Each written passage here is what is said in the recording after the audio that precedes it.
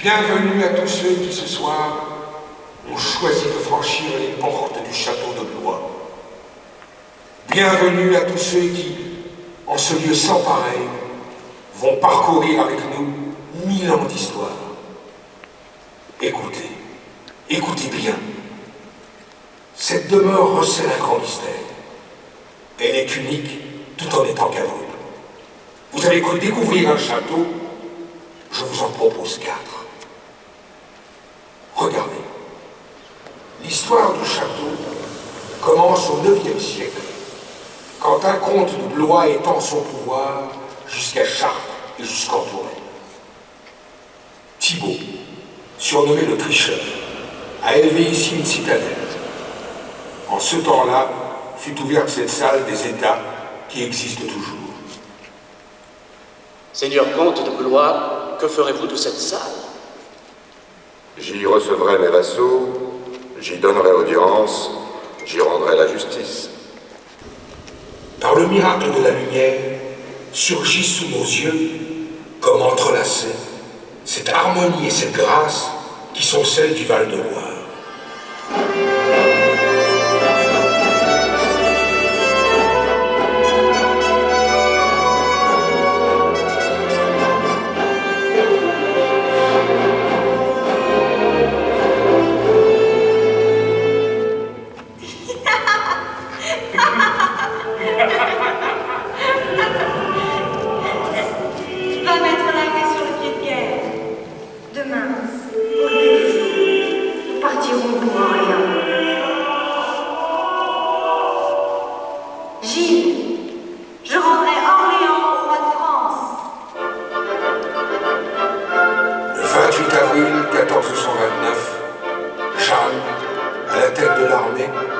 Escorté du clergé qui chantait le Veni Creator, a quitté Blois.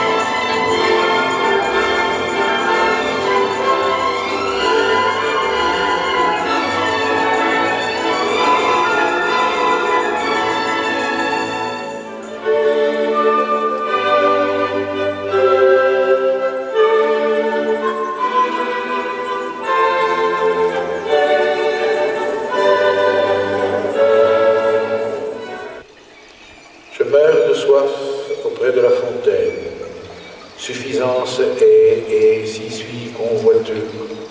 1 heure mais plus d'une quarantaine, droit et parfait, je chemine en boiteux.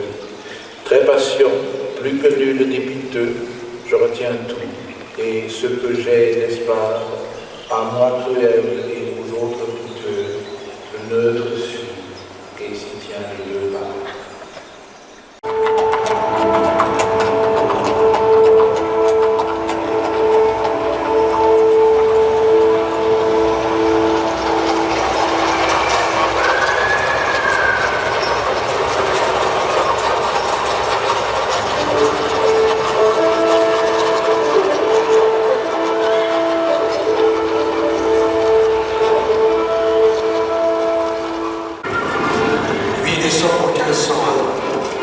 Une escorte de 600 cavaliers défile dans les rues de Blois. L'archiduc d'Autriche et son épouse, venant de leur province de Flandre, traversent la France pour regagner l'Espagne. Le roi Louis XII accueille au château ceux dont l'histoire fera un couple lié à jamais sous le nom de Philippe le Beau et Jeanne la Folle. Près de lui, voici l'héritier du trône, le petit François, qui sera un jour François Ier. Frémissant de la jeune force qui monte en lui, il est toujours prêt aux exercices du corps et de l'esprit, aux joutes et aux tournois. Mais en cette année 1501, il tremble, François d'Angoulême.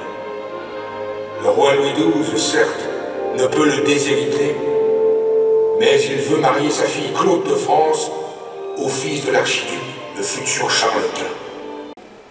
C'est le peuple qui sauvegardera l'unité du royaume. Par la voie des États généraux, il va supplier le roi d'annuler le traité pour rendre à la France sa force et son unité. Louis XII donnera raison à ses sujets. Moi, François Ier, roi de France, par la grâce de Dieu, j'ordonne ici, en mon château de Blois, que l'on fonde la vaisselle d'or du roi Louis XII afin d'en retirer 1 million d'écus.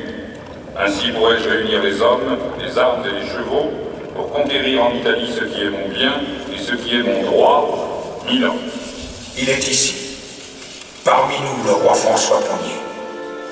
Tenez, il traverse la cour, revêtu de son armure, portant son épée si lourde.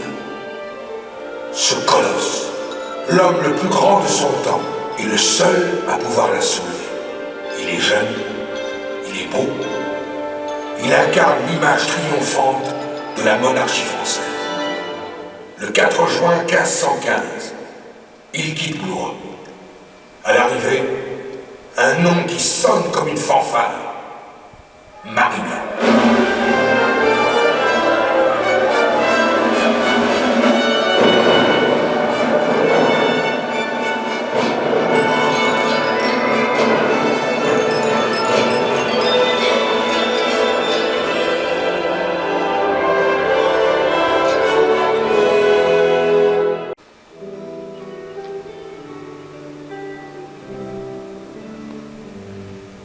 Tenez, voici le plus grand. Votre nom, monsieur? Je veux l'entendre de votre bouche. On m'appelle Pierre Ronsard. Je vous vois fort attentif à une jeune dame. Ne se nomme-t-elle pas Cassandre? C'est à Blois, en effet, que je viens de la rencontrer pour la première fois. Elle est fille d'un banquier florentin. Et je sens déjà que pour elle, je vais écrire bien des vers. Il a 20 ans, Ronsard, et du génie.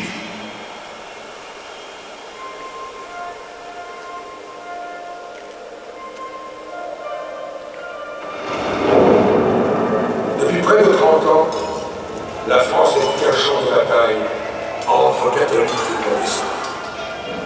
Le pays de Loire voyait s'affronter les tenants acharnés de l'une ou l'autre religion.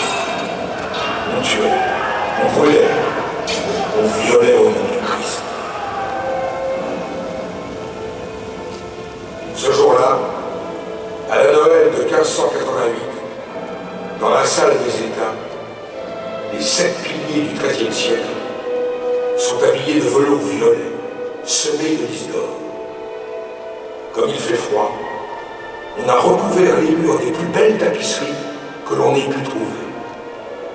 Le roi Henri III, qui a fui Paris pour se réfugier à Blois, vient d'y convoquer les États généraux.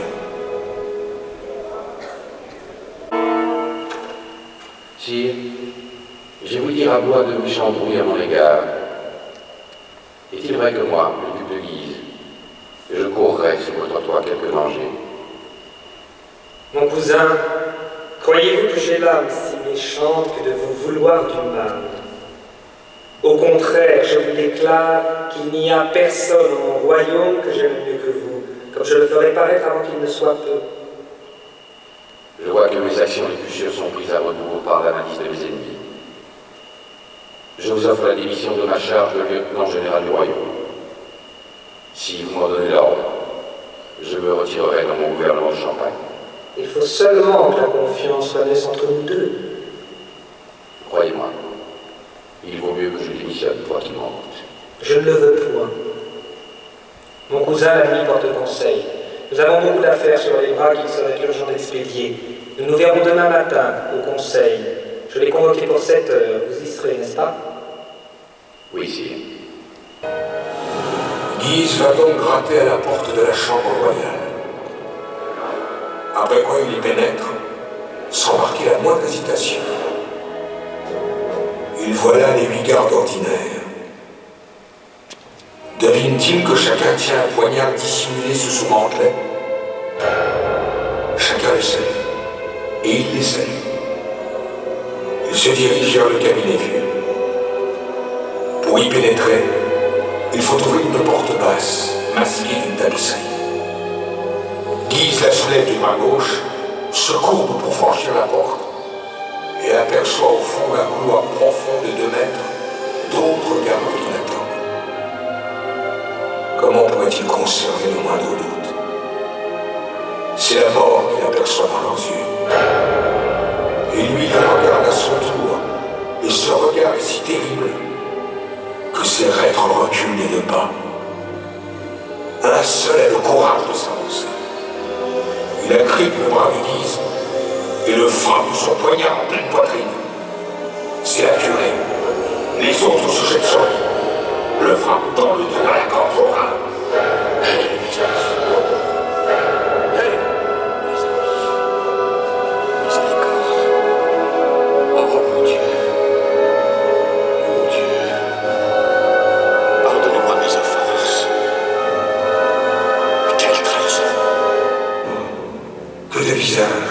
Que de voix, que de souvenirs. Hommes et femmes, illustres et anonymes, composent ici une phrase à nul autre pareille. Ensemble, ils hantent les chambres, les salles, les escaliers, les murailles et la cour du château de Blois. C'est Marie de Médicis, veuve d'Henri IV, que son fils Louis XIII emprisonne à Blois, d'où elle s'évade par une échelle de corde. C'est Froissart, le chroniqueur, et La Fontaine, le fabuliste. C'est Denis Papin, qui, enfant de Blois, découvrit le principe de la machine à vapeur. C'est Malherbe, à qui doit tant la langue française. C'est Balzac, et c'est Victor Hugo, et ce sont chaque année 400 000 visiteurs qui, cherchant à Blois les poisons imaginaires de Catherine de Médicis, ou la tache de sang depuis longtemps effacée qui marquerait l'endroit où mourut le duc de Guise, y trouvent cette sorte de lumière, bien réelle, qui est celle de la France.